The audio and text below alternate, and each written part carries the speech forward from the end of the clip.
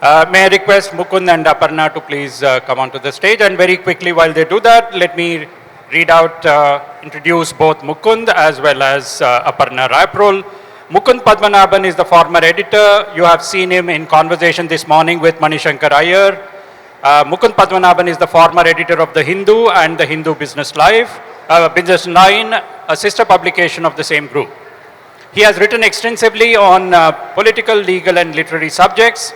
He is currently a visiting professor of practice at Kriya University, where he teaches philosophy and related disciplines. He was an adjunct faculty at the Ateneo de Manila University in the Philippines, where he taught media law and advanced writing to postgraduate students from all over Asia. The session now is about Mukund's first book, The Great Flap of 1942. This is about the Japanese invasion, which never was, and how the British panicked over a non-invasion. And Aparna Rayaprol teaches sociology at the University of Hyderabad, and you may have seen her on day one during the Rayaprol Prize session. And Aparna Rayaprol is professor of sociology at the University of Hyderabad. Her areas of academic interest include gender studies, migration, and diaspora, and urban sociology. She is the author of Negotiating Identities, Women in the Indian Diaspora, and she has held several administrative positions and was with the Study India program, SIP, at the University of Hyderabad since its inception in 1998. She has been closely involved with the internationalization of the university, the University of Hyderabad. Her PhD was from the University of Pittsburgh, and she did postdoctoral work at Princeton at the Center for the Study of American Religion in 98 and 99. So this session, ladies and gentlemen, would be a conversation between Aparna Rayaprol and Mukund Padmanabhan on Mukund Padmanabhan's book, 1942, The Great Flap of 1942. Over to Aparna and Mukund. Lest I forget, let me also mention that at the end of the session, Mukund books are available at the book point, which is on that side. Those who are interested in getting his autograph, please pick up a copy and get it signed by him. Thank you very much. Thank you very much, Vijay. Thank you for giving me this wonderful opportunity of reading a piece of history that probably would not have come up alive if not for your own personal interest, initiative, and wonderful archival research. I'm very happy this afternoon to be having this conversation, particularly because I think the Great Flap is about those moments in history which are less written about, more forgotten, and definitely those that would not capture the history books that present to us things the way they should be presented. I was also intrigued by the fact that 1942 means so much to so many people in so many parts of the world. As a student of diaspora and migration, I myself felt that for me, Exodus was something entirely different. Whether it's in the mind, whether it's, laced with rumor, or it was definitely linked to the forced migration and, the period of the Holocaust. In India, 1942 meant quit India and many other things to us who were actually studying history of that time. And to others, it meant something very different. And was this really constructed by the British intentionally or not is one of those questions. So what Mukund does in this fascinating work is engage with that period at different times. But before I get into the book itself, I would like to ask you, what was your personal motivation to write this book, and what were those connections to the larger history? What did it mean to actually begin this work, Mukund? Well, I mean, it started off as a fairly modest project. I mean, because I grew up with the story of my mother fleeing. She went away for a year. She came back. She was refused admission for a second year intermediate course, and which took her elsewhere and changed her life, changed our lives too. Came back to a house that was an empty shell, and I then was in, everyone I spoke to in Madras has a story of evacuation. I think Mr. Manishankar Iyer just told me that, he found, he said he met someone with one of his own, I met somebody else today. So almost everyone fled. So it just seemed odd that there wasn't something written up adequately about this. But as I did my research, two things emerged. One was the extent of the flap in Madras or in the Madras presidency wasn't properly mapped. The second thing is it was pan-Indian. People fled from both sides of the coastline. They fled from the interiors, they fled from Delhi, they fled from Ahmedabad, they fled from Jamshedpur, they even fled from sequestered Kodaikanal. So that's one side of the story which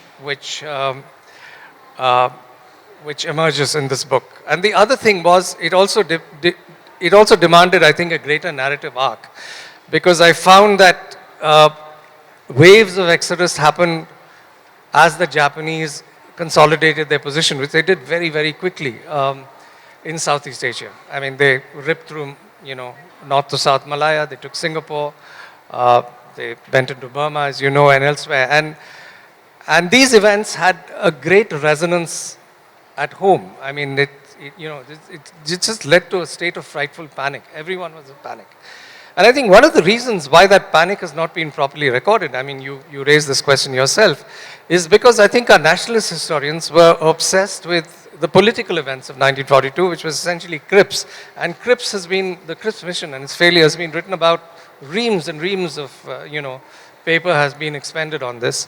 And also, the events that led up to Gandhi's call to quit India. On the other hand, the British, I think, were concerned about a war in Europe. So this fell in a way between two historical stools. So I think in some ways, even though there has been something written about it here and there, but I hope I'm not being immodest in saying that nothing in this detail. I hope it's something of a hidden history in that respect. Definitely an uncovering of a hidden past. But I just want you to, dwell a little more on that word flap, which you fleetingly mentioned now. So, how was it used? And, I don't think everyone is really familiar with that. There may be some. Right. I mean, Yeah. I know Americans who, wonder why it's called the flap. The flap is basically the British ICS officers, in their diaries, they kept referring it to as the Great Flap. Just another word for a great panic, a great tumult, whatever. So I think there are two things there that I feel were missing, and I want to hear a little more about those, moments of panic and personal stories that you've heard from so many people. Well, The emotional parts.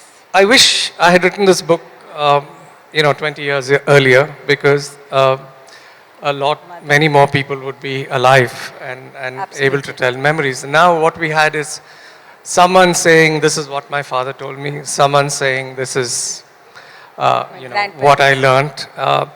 And this is,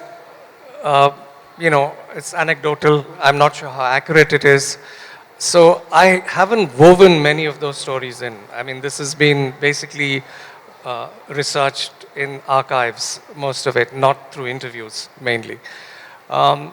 So yes, I think there's a case that they should have been more anecdotal. Maybe I'll take that criticism if it comes. But I didn't want to base it. I wanted to ground it in fact. And so that was one reason for not putting in too many personal stories. My mother's stories, they're in brief, there are a couple of other stories, but not much more. Yeah, when we read the foreword, you expect something more, and that didn't happen. So Yeah, I think there's a lesson here. We are extremely poor at recording the past. absolutely. I mean, the flap is one thing, but around the same time, there was what Hugh Tinker called the Long March. Yes, People, 500,000 people walked walking. into India from two routes from Burma. Uh, how much of personal stories do we have of that march? Very, very little. I think people just didn't bother. So I scoured newspapers. And if anyone thinks there was a golden era of Indian journalism at that time, I think my research completely disinvested me of this notion. Because if it is possible, and I think it's eminently possible, that almost 90% of Madras population fled, I would imagine there'd be photographs of empty streets, there would be reams and reams of articles about the flight, but no, they're all single columns in newspapers. And I can understand British newspapers playing this down, but the same was true of nationalist newspapers. So we didn't do human interest stories then. It's a much later phenomenon. I think the newspapers comprised of press releases and other such information, official information. Yeah, I think there's something to do with, historiography and methodology itself. How do you reconstruct the past and how do you retain some of these stories? And I think people are far more conscious now in the way they do it. I'm going to read something you wrote on page 121, and I quote you. All in all, the preparations for a war that never happened did one thing. They generated wild rumors, which created a sense of panic, which in turn triggered an exodus from the coastline. The escaping people setting off new rumors and new cycles of panic and flight. So clearly, you say that the Great Flap was the making of the British before you bring out the rumor chapter, which for me is the strongest one. The way you write it, the way, things that come out there. How much was the threat of the Japanese attack really a creation of the British and American, to some extent, folklore, and why? Can we hear a little bit about The Japanese threat or the Japanese attack? The threat of the attack. Well, see, we know now for a fact that Japan had no intention of invading India. We also know, we know that they came very close, that they bombed Colombo, they bombed Trincomalee, they bombed Vishakhapatnam, Kakinada, and then later the northeast was bombed sporadically. And even that story of bombing, I find, of India is not being fully told. It was, in the archives at Kew that I found places in India had been bombed which, I have not read anywhere elsewhere. There are records of how much bombs were dropped and so on. So even that's not been fully told. So sorry, I've lost the track of thought. Your question. I said, how much was it a creation of the yeah. British and the So, American? I think it wasn't a creation of the British. I think, however remote the possibility of attack, I think the British cannot be faulted for putting in enough ARP measures, air raid precaution measures, the passive defense measures, and also in augmenting both men and material for the army, because they need to be prepared for the worst. So I have no problem with that. But what I was surprised on discovering, on going through the official communication between the Viceroy and the various governors, is that the British clearly wanted people to leave areas they regarded as threatened. Because their policy was to allow, to make inessentials or useless mouths leave the city, and retain people who are important in maintaining vital services and engage in war production. So they saw this as a kind of managerial problem, and they were quite happy that people fled. They didn't see the humanitarian side of it at all. Yeah, I think the creation of the rumor, I don't know if you know Anjan Ghosh, the historian who's also an anthropologist, had written a beautiful piece on rumor. And there he says that, with each generation, the way that rumors get constructed change with the context. And here, I think the kind of rumors that were created in that colonial context, when the British were really preparing to leave, I think that was also very, very interesting. And I want to, push the point that you just made about they wanted people to go away. And those are the stories probably that stayed with the generation, sadly, that's not here to tell their stories anymore. But how do you, as a writer, as a journalist, reconstruct these rumors? How do you bring them to Well, light? there were there were these fortnightly reports that each province had to file uh, to uh, to the to the Home Ministry or the Home Department. Every fortnight, you had the Chief Secretary filing it in. And after a while, rumors became a sort of regular section in the fortnightly reports. So the rumors were happening everywhere. We know from research that rumors emerge and proliferate in times of stress, and war is definitely, I mean, there's enough research done on that, that rumors abound in times of war. But there are rumors and rumors. And what the British were particularly bothered about was that the kind of rumor that was the so-called wedge driving kind, there's a man called Robert Knopp, a psychologist who I quote on this, rumors which actually suggest or imply that the Japanese would treat everyone well, and the British, would treat people badly. So the rumors that were pro-Japanese were the ones that they really bothered about. But there were all kinds of other rumors. There were rumors about, the British people evacuating and to safety and all kinds of other rumors. But yes, there's a whole chapter of rumors because I think, as the statesman, I think, said in one of the editorials about Calcutta, it said it had become a jungle of rumor. And I think that's a very evocative phase. Yeah, absolutely. To move to the whole idea of exodus, I think people wanted to move away because of the fear of loss of life. People didn't want to move away, and there were many. For us, when we study sociology, we realize that exodus also is class-based. Sometimes, those who can't move, those who have no idea, because they just have to survive and, they have to hang in there. So I was just wondering, would there be another story if we found those people who only saw certain kinds of people preparing to move and just hanging on there wondering what was happening? Because, and it also leads me to something else. Today, we are all on social media, and the kind, I just imagine if something like this would happen when you had, say WhatsApp or Telegram or something like that. It would definitely reach a very different kind of population. Yeah. I was just thinking. Well, one of the interesting,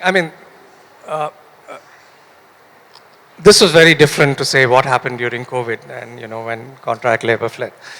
But even so, I discovered that there was a very, very clear pattern to this exodus, whether it was in Madras, Calcutta, Bombay, or Delhi. And generally, it was the non-native business class that fled first. So in Calcutta, there's actual record saying Marwadis fled first, or Baniyas, and they went back to their homes. So this happened. In Bombay, the Gujarati businessmen went back. This was the first phase. Then later, when things got a little more problematic in their minds, women and children were sent away. And this happened in Madras, this happened all over. So despite there being no WhatsApp, despite there was no communication, I think, between people who fled Madras and people who fled Calcutta, but the pattern was invariably the same. So send women and children to safety. You be there before you thought you couldn't be there anymore. So that was one. There is a pattern very different from people have asked me, was it like COVID? Was it like 42? And my answer is no. I think it was very different. The second thing is, it's, I think, important to remember that Exodus has its own dynamic. And the more people leave, the more people have to leave. Now, in the case of my mother's family, my grandfather decided he would stay. And she says the tipping point came when the milkman stopped coming. Yeah. So, no milk. How will I feed, Children. the family milk? And so he left. And they left for a whole year. They went to Coimbatore and didn't come back, and came back to a house that was completely ravaged, And so I think this happened there. So people left, domestic help dried up, restaurants closed, shuttered, as you know. There was provision stores closed down, so food was scarce. So people found they had to leave threatened areas as well. Yeah, and that kind of struggle, the daily struggle for survival, at that point of time, you're not thinking about identity, city, home, homelessness, but you're just thinking of sheer survival. How do you feed the family? How do you actually, what do you do? What is plan B? And then that move, you write about the bombings that happened around, other parts of South Asia, Southeast Asia. And as you said, people did get to know about them. People did talk about them. And what is the worst case scenario? And so obviously leaving home. So it's something like, you know that you're afraid of something. There is a certain fear of loss. Is that what probably made them all? I mean, one of the ironic things is that the fear was, the reality of the bombing didn't have as much of an impact as the fear of the bombing. If you take Calcutta, between December 13th, and Calcutta was the first city that had a major exodus. Between December 13th and 30th, 17 days, about 17% of the population fled. Okay, this was all that had happened then. This was the second week. December 7th is when the Japanese go into Malaya. So it's a week after that, December 13th, and they flee. So it was, and Calcutta was bombed more than once. It was bombed fairly late in December 1942. People fled then as well, but a substantial number of people had fled, even Madras, well before the fleet that Nagumbo, who was the hero of Pearl Harbor, led into the Indian Ocean. It was a threatening fleet with, aircraft carriers, destroyers, cruisers, well before all of that had happened, and well before they actually bombed Visakhapatnam and Kakinada. There were small raids. People had fled. Visakhapatnam people fled well before it was bombed. Yes. Yeah. So I think the fear was, there. So this is a story more about fear than the actual damage that Exactly. the bombing caused, which by World War II standards was not great, even though in Calcutta they had one bad raid, and there were some bad raids in other places. Chittagong, for instance, was badly hit. When you talk about, this festival, we are focusing on Odia literature. So I thought I should refer to that part of your book where you say that, Orissa, which is, kind of nestled between Madras and Calcutta, had an impact as well. Yeah, so Orissa was I didn't know this when and I've spoken to many Oriyas, and this is, Oriya is the theme of the fest. So if there are any people from Orissa here, and I've asked a few this question, how many people know that the capital of Cuttack was moved to, the capital was moved to Sambalpur? And I've asked some of my Oriya friends this, and everyone has nodded as if they have known, and it was moved during the war. And that's because the governor thought Cuttack was particularly vulnerable, locked it was between the arms of the Mahanadi. And he said the exit points were not enough, and the Japanese came. It was also not well defended. Unlike Calcutta or Madras, he kept complaining he didn't have enough troops. And Lithgow then said, this is not worth, effectively, this is not, I'm not going to squander troops just to lose them there. So if they come, they would take Cuttack at all. And so, you know, this is, again, I think, emblematic of the fact that, of the extent of panic. In Cochin, the princely state of Cochin, the secretariat was moved inward to Trishur. And my Malayali friends don't know this. So we've forgotten aspects of this history, I think, because of our obsession with the, you know, of the politics with Crips and the failure of the mission, which I also talk about, because I think I think it's important to see Crips and Gandhi's slow radicalization in 1942 to weigh it against the background of the war. And I try to make a case that you need to do that rather than look at Crips merely as offer and counter-offer, which then led to its final rejection because he was not willing to make one of the concessions that the Congress wanted. I think there's a case for believing that, you know, the story is a little more complex than that. Yes, and I think that's one of the things that you seem to be doing in every chapter of the book, you know, unearthing new complexities in old realities in some sense, and I think reconstructing history in a very different way. I found that very fascinating, the actually unearthing these stories that probably never came out in the narratives that were told to us. So I wanted to actually ask you about why Madras was the only big city where there was an official evacuation advisory. Well, you know, Madras was regarded as extremely vulnerable. And this idea that it was vulnerable, would be particularly vulnerable if Singapore fell, and Singapore fell. One of the interesting things I discovered was the Madras Corporation had made, Madras Corporation, not the government, had made a donation to the government of Singapore for the protection of Singapore even before Japan entered the war. So there was a local sensitivity that Singapore was important for our defenses.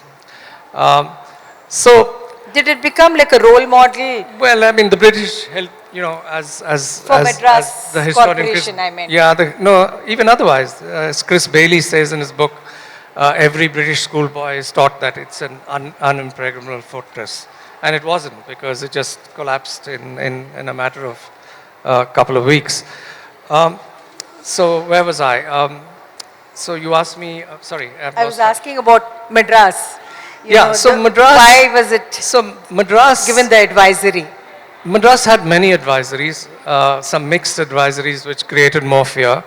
But the final advisory, which happened around the middle of April, is when Army HQ gave Governor Hope, who was the governor of Madras then, intelligence, false intelligence, so it wasn't really intelligence, that a huge Japanese fleet was about to make landing south of Madras city, somewhere along the southern coast of Tamil Nadu, around April 15th.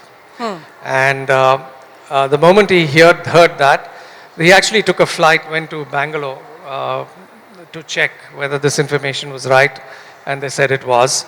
So he then decides to scatter the government. So the government of Madras, is just scattered all over the presidency. The one section of the court goes to Coimbatore, another section goes to Anantapur, they go to Bangalore, they go to, they just go to Salem, they go everywhere. Different departments are just located everywhere. Hope himself remains for a few days, but there's only a skeletal staff that runs it for a while. And this is because they had false intelligence at that time. And has this aspect been written about anywhere? No, I think there have been references that there was this false intelligence. There's a focus on there's something. I need to acknowledge one journal article by a friend of mine called Indivar Kamtekar. He wrote a piece called The Shiver of 42, which many regard as a formative piece. It's a very short, sharp piece, but it covers this area, and it deals with events around this period, also talks about fear. It's a short article, it doesn't have the same details, but so it's not as if nothing has been written about this before, but I think there are some things which I discovered which I have not read anywhere, which particularly in relation to the sort of cold and cynical policy of the British saying, let's manage this exodus. I thought people took fright, but the British actually tacitly encouraged this to happen by not allaying fears enough. So this tacit encouragement, I think, is, if I can put it a little more, if I can push it further, it's possibly more explicit in some ways, maybe in their directives. No, I mean, it's there in communication. It's Yes, there in communication exactly. between the Viceroy and the Governor of Bombay. It's there between the Viceroy and the Governor of Calcutta. Pretty clear. I mean, the Governor of Bombay at one point is actually, meditating. How do I get rid of inessentials while, retaining the people I want in the city of Bombay? And he says one of the problems with getting rid of inessentials with an advisory saying please leave is that the people we want may also go. So they looked at it very, very coldly as a cynical problem. So, I mean, there are two things. One is, I don't think the extent of the flap, that it was so pan-Indian. I mean, I just don't want, we know 25% of Bombay emptied out.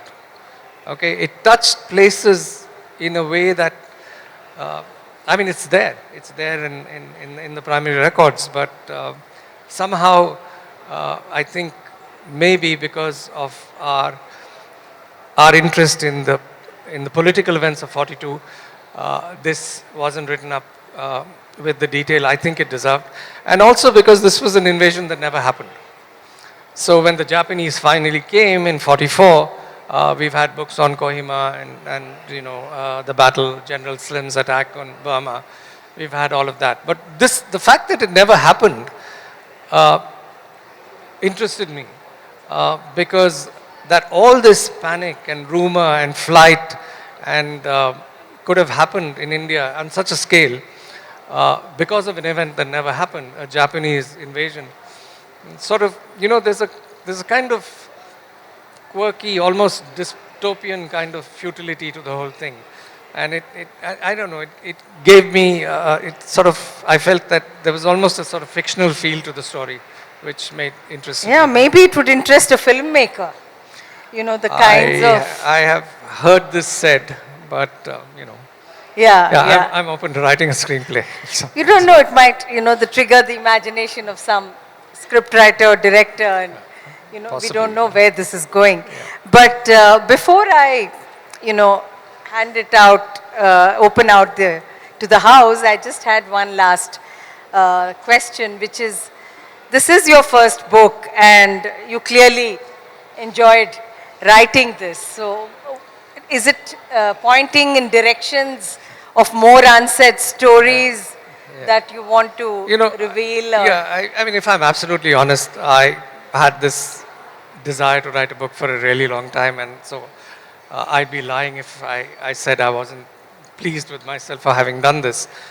I have started looking at a couple of other areas, but this is not, I mean, we're going back another 200 years. There are a couple of stories and some research I've done, but it hasn't gone very far. And, I'd rather not expand on that until something concrete comes up. But there are some ideas which are also, I think, again, unusual, perhaps not got the attention they deserve. So those are the kind of stories that interest me, I think. Fascinating. Well, I'm sure there are people here in the audience who have a lot of stories from their own circles and questions. So shall we begin? The gentleman in the front and then the young woman after that. Yeah. So what do you think could be the role of Bairagi Babas in this panic? Do you know who Bairagi Baba is, I hope? Yeah, we'll take a few questions and yeah, and then... Talking of Bairagi Baba's role in creating panic to unsettle the British. Bairagi Baba. I'm sure you all know that Netaji Subhash Chandra Bose. Today, they say that he is moving in the form of Bairagi Baba. No, in unsettling the British crown, do you think Netaji had any role, Subhash Chandra Bose, remotely? He was a very intelligent man from Calcutta. I think Netaji does get. I mean, there are a couple of chapters on the nationalist movement which are not about the exodus at all, and Netaji does figure in it. It does figure because the Japanese and the Germans, their propaganda during the war was very, very effective, and the British, while they were coping with this rumor, were very worried about how so much Japanese propaganda was having an effect on Indians. And as you know, they actually hired George Orwell to sort of counter this. And he was at the BBC actually doing work for them. So yes, I think Bose was Radio Free Berlin. He was talking to Indians.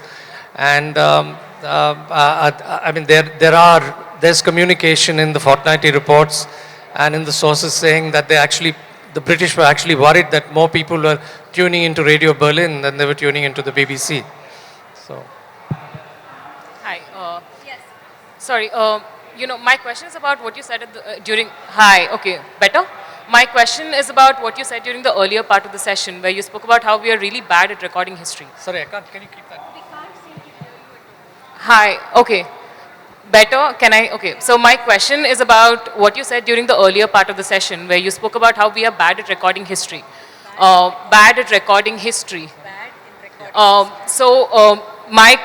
I wanted to understand whether from your research, if you figured whether there's any relation to the density of stories that you found depending on the geography of the place the exodus happened from. And I'm coming at it from a place where, as a former journalist who's worked across the country, I know that, I can say it with full conviction, that there is more real estate to a piece of story if it is closer to Delhi, right? When there is 2 inches of rain in Akbar Road, it comes up in 5 minutes, but Chennai floods take 2 days. So is there a possibility, because in 1947, which is only 5 years later, the partition happened and we have so much archival footage of that, or like stories of that. So is there a possibility that we don't have enough history recorded around this, because maybe a lot of it happened around Chennai or Vizag or Kolkata? I don't think so. I mean, I completely take the point that, the media is Delhi-centric and you get much less column inches if it happens somewhere. But there were Madras papers as well. There were Tamil papers as well. I mean, I was not looking only at Delhi news. I mean, there was the paper I worked for, the Hindu. There was the Mail, which actually did a fairly good job on also critiquing the administration at that time, despite being a British-owned paper. So I don't think the entire story lies with the fact that it happened in the fringes of the country and not in the heartland. I don't think that could be true. While I just think that newspapers didn't see it as their role. Was it you, Mani? Or I heard someone say recently that he talked of investigative journalism as having emerged at one stage. Similarly, if you look at newspapers in the 60s, we had communal riots then. But if you open a newspaper and look at the reporting on a serious communal riot, you'll find a column saying, members of one community attacked something and so many people died. Nobody sent a reporter in to cover the riots. So the way we did journalism was very, very different, I think. Which is why I looked, for instance, to see whether my old newspaper might have just a photograph of deserted streets in Chennai. I mean, if it's possible that even 75 to 90% of the population fled, I'd imagine there'd be scores of pictures of empty streets. No. The Indian Express didn't have it. So I think we thought the job of journalism was differently, and which is why I always think that when people talk that of a golden age, they need to understand that the journalism at a certain time just was limited to press releases and conferences, and also editorials. Editorials gave you a lot of opinion on this. People took a view. But if you looked at the news sessions, I couldn't find human interest stories. And I didn't find people recording stories. So I looked at the Tamil, So there is A.K. Chettiar who's written something on this. There's Pudumai Pittan who sent his wife away for safety, remained in Chennai, wrote some letters to her, also wrote a piece. But there's not a lot of literature. And I haven't frankly checked whether, Bengali writers have written about it in Calcutta who are not, who are just maybe poets or writers. I haven't done that kind of research. Yeah. Mr. Prakash Garu, he himself has some family stories to share. Ms. Mukundan, my eyes lit up when I saw this book of yours at the bookshop yesterday. My eyes lit up when I saw your book at the bookshop the day before yesterday, because I have a sort of familial connection with the flap. Mine will light up if you buy a copy. I have bought the copy and flipped through the flap, but I have not had time as yet to read it more completely. The Chief Secretary, S.V. Ramamurthy, is my mother's father, my grandfather.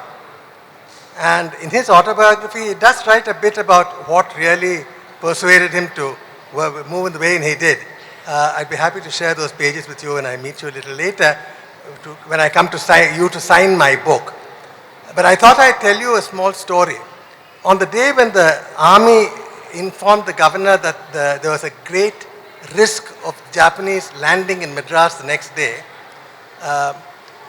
my grandfather told my grandmother remained in Madras, but the rest of the family had moved. She was a feisty 41 and refused to go without If you can hold your mic a little closer. Okay. Yeah, thanks. My grandmother remained in Madras, and so on that day, they thought that the bridges over the Kuam would be bombed. The army said that they'd be able to take care of Fort St. George and the northern part of Madras, but the southern part would not be done. So it seems my grandmother said she'd come with my grandfather and stay in Fort St. George. He refused to allow her to come into his office. So apparently, she went across the bridge in the morning and stayed in the northern part of Madras for the whole day. And when the bridges were not bombed, they both came back to their house in Nungambakam, where but the fear was there that that day the bridges over the Kuam would be bombed. Yeah, well, just before this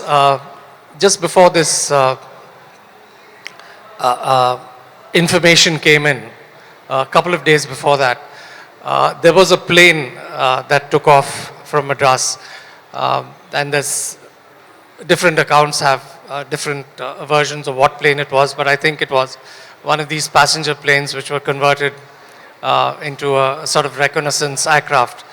And they spotted 3 Japanese planes flying past them. And then the story went that the 3 Japanese planes turned and fled because they didn't know what kind of monstrosity was coming towards them. This was an old, hopeless plane that a Japanese Zero could have taken out in a matter of a few seconds.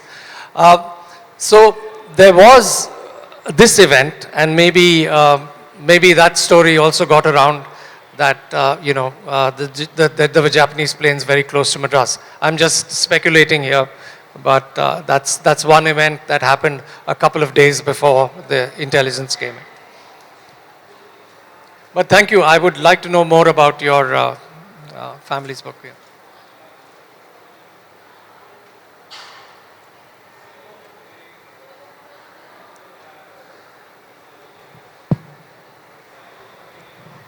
Mr. Padmanabhan, have you read a book by Girish Karnada's son about his cousins who fought in the Eastern Front?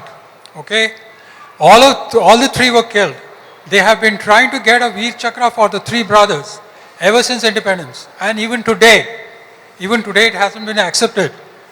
None of the records were kept by the British because they were the guys who were the first to flee from the Eastern Front, seeing to it that all the Indian soldiers were kept beside when the whites left were the time when the Indians were or the others were allowed to leave the battlefront. And the Japanese had these fighters, these planes which used to come down with a kind of a terrible noise. Hearing this noise itself, people were fleeing the entire east, the entire northern, according to the book, okay, entire northern, the Japanese were there in Kohima itself. They were in Kohima where they wanted food and fuel, of course. The only thing they wanted was food and fuel. Food for the soldiers. They bombed from there and the soldiers were coming, according to the book, nobody could have stopped them. We were very lucky that the first thing that stopped the Japs is malaria. Okay? Every soldier was at least suffering from malaria all over the Eastern Front. So, I don't know whether this 1942 they were into Kohima or a little later than that. But definitely this book is eye-opener. Yeah. So I'll say two things. I think Raghu Karnad has written a really fine book in great prose. As you say, it has to do with three of his relatives or ancestors, call them who they were. Raghu describes this book as a piece of forensic non-fiction. So it's not a book of history. There is, I don't want to call it fictionalization, but it's he imagines what it would be like. He puts himself in the skin of the people he's writing to. So it's a very unconventional, a very brilliantly written book. There's no doubt about that, but it's not in the same genre as my book, which is a pure narrative non-fiction. Yeah, there's no forensic stuff here. It's pretty much straightforward. That's one. The other thing is, my book stops before 44. Okay, Raghu's book continues into that. There is a similar period that it covers. It does touch on the flap. But I remember, and I think I remember because I heard Raghu many years ago at a Lit Fest when he was on stage when the book was just being published. And I think he said that he couldn't find enough information. Sorry? That he couldn't find enough information to do a straight history. So he had to do something very different. Maybe I'm misquoting him, maybe I heard it wrong. By the time, see, I'm talking about a period when Japan was ascendant, when they ripped through Southeast Asia. By the time 44 happened, and by the time Bose had come back from Japan to Singapore, and the Japanese then, Bose himself did a little incursion into India from northern Burma. The Japanese were not the Japanese of then. By the time the Battle of Midway had happened, which scarred them, the Battle of Coral Sea had happened. So they were no longer a naval force, which is why, General Slim was able to push them back all the way. It was a short misadventure. Yes, it was bombed. There was a lot of bombing. That's described in the book at that time. But it wasn't, that's not what I'm talking about. I'm talking about an earlier period when Japan was basically ruled the seas of Southeast Asia. Yes, Ram. Yes, Ram.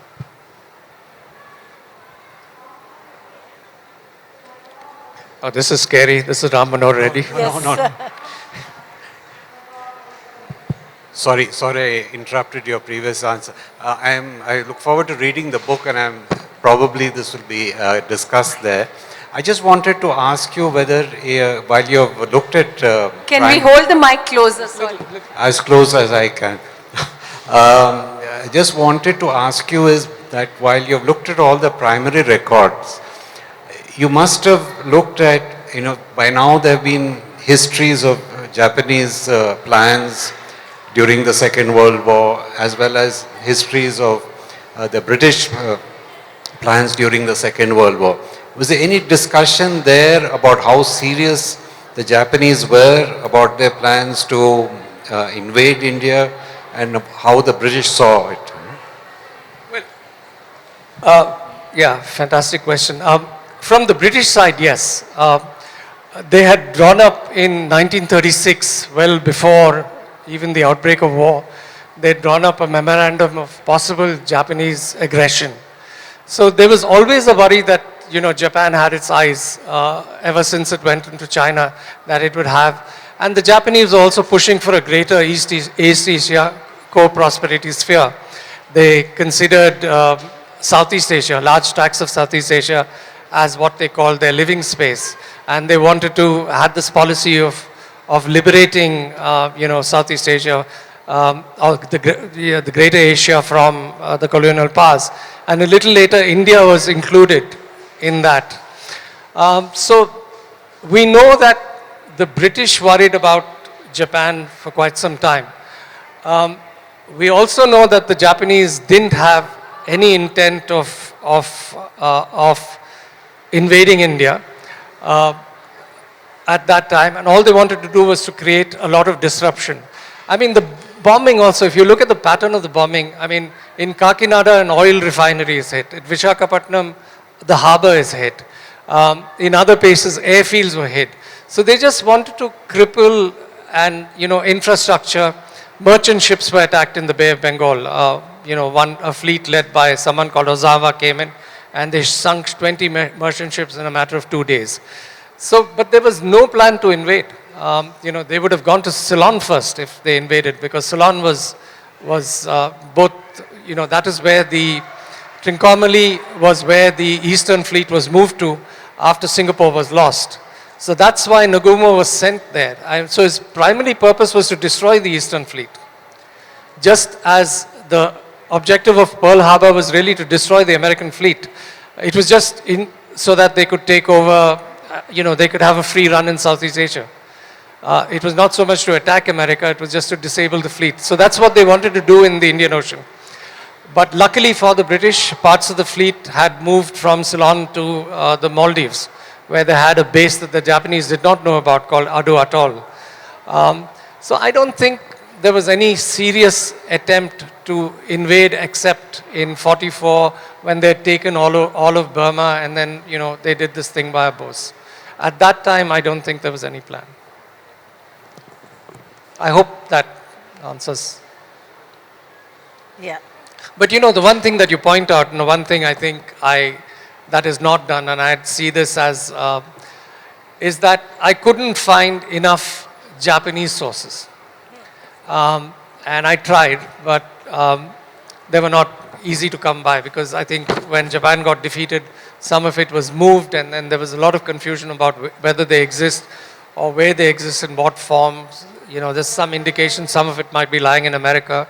So yes, there's definitely not enough done on that score. And I think that lying in America is something that probably, the sources of East Asia and South Asia in the American context, if it's related to South Asia, it kind of falls within the cracks. I'm not sure that the flap was the right word to use. In retrospect, yes, it was a flap. But in prospect, it was a real threat. After all, Madras and Tamil Nadu generally had a very strong relationship with Saigon. Nagapattinam in particular was very, very strongly connected to Saigon. There was a very strong connection between Madras and Singapore.